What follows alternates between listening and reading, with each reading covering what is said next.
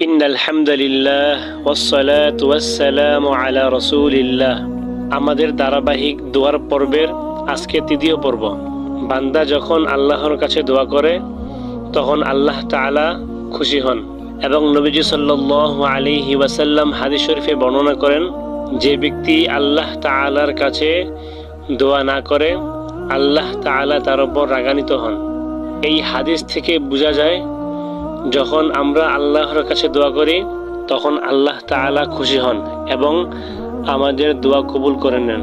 সুতরাং আজকে আমরা এমন 5টি দোয়া জানব যেই দোয়াগুলো আমাদের খুবই উপকারে আসবে।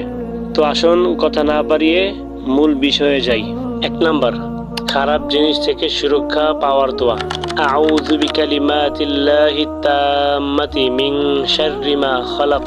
অর্থাৎ আমি আল্লাহর পরিপূর্ণ কালিমা দ্বারা তিনি যা কিছু সৃষ্টি করেছেন তার অনিষ্ট থেকে আশ্রয় প্রার্থনা করছি। 2 নাম্বার, জ্ঞান ও হিকমার দোয়া। রব্বি জিদনি ইলমা। অর্থাৎ হে আমার প্রতিপালক, আমাকে জ্ঞান বৃদ্ধি করে দিন। 3 নাম্বার, রোগ ব্যাধি থেকে আরোগ্য লাভের দোয়া।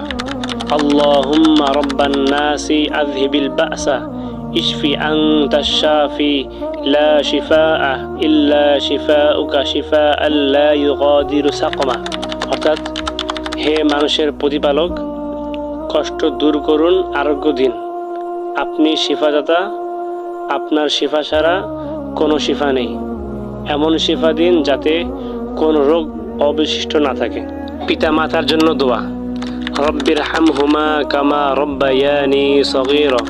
অর্থাৎ হে আমার প্রতিপালক, তাদের প্রতি দয়া করুন যেমন তারা আমাকে শৈশবে লালন পালন করেছেন।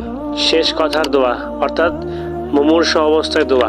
আল্লাহুম্মা ইন্নী আসআলুকা হুসনাল খাতিমা। অর্থাৎ হে আল্লাহ, আমি আপনার কাছে উত্তম মৃত্যু চাই। আল্লাহ তাআলা আমাদেরকে উক্ত দোয়াগুলো শিখে এবং তার উপর আমল করার তৌফিক দান করুন। দোয়াগুলো ভালো লাগলে অপরের কাছে শেয়ার করে দিন, যাতে আপনার একটি শেয়ারের মাধ্যমে সেও দোয়াগুলো শিখতে পারে। আমিন।